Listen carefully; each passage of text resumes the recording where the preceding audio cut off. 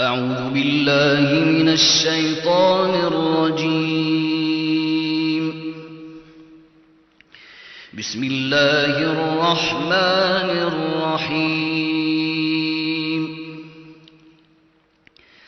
تبارك الذي نزل الفرقان على عبده ليكون للعالمين نذيرا. الذي له ملك السماوات والأرض ولم يتخذ ولدا ولم يكن له شريك في الملك وخلق كل شيء فقدره تقديرا. واتخذوا من دونه آلهة لا يخلقون شيئا وهم يخلقون ولا يملكون لأنفسهم ضرا ولا نفعا ولا يملكون موتا ولا حياة ولا نشورا. وقال الذين كفروا إن هذا إلا إفك افتراه وأعانه عليه قوم آخرون فقد جاءوا ظلما وزورا. وقالوا أساطير الأولين اكتتبها فهي تملى عليه بكرة وأصيلا. قل أنزله الذي يعلم السر في السماوات والأرض إنه كان غفورا رحيما. وقالوا ما لهذا الرسول يأكل الطعام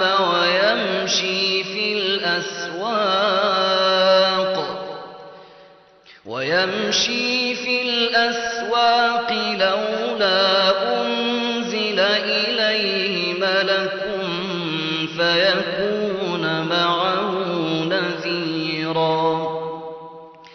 أو يلقى إليه كنز أو تكون له جنة يأكل منها.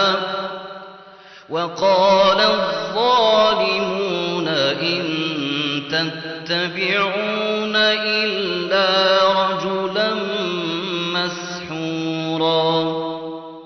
انظر كيف ضربوا لك الأمثال فضلوا فلا يستطيعون سبيلا. تبارك الذي إن شاء جعل لك خيرا من ذلك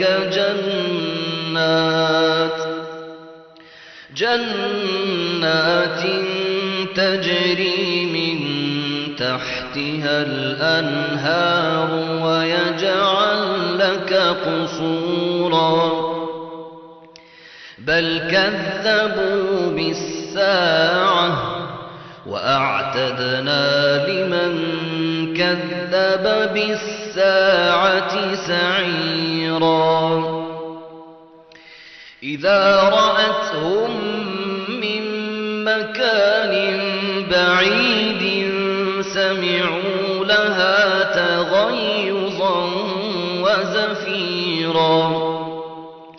وإذا ألقوا منها مكانا ضيقا مقرنين دعوا هنالك ثبورا لا تدعوا اليوم ثبورا واحدا وادعوا ثبورا كثيرا قل أذلك خير أم جنة الخلد التي وعد المتقون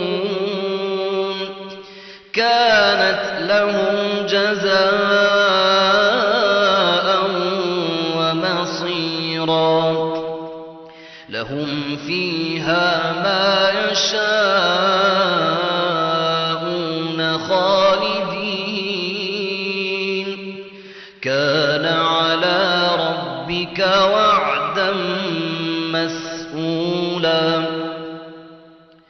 ويوم يحشرهم وما يعبدون من دون الله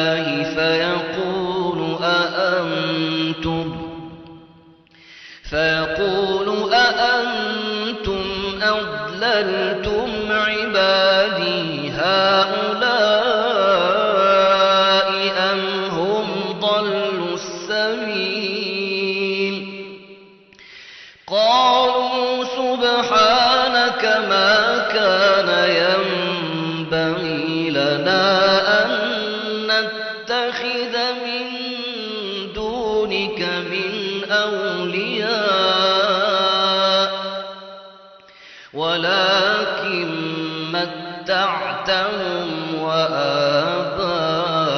وآباءهم حتى نسوا الذكر وكانوا قوما بورا فقد كذبوكم بما تقولون فما تستطيعون صرفا ولا نصرا ومن يظلم منكم نذقه عذابا كبيرا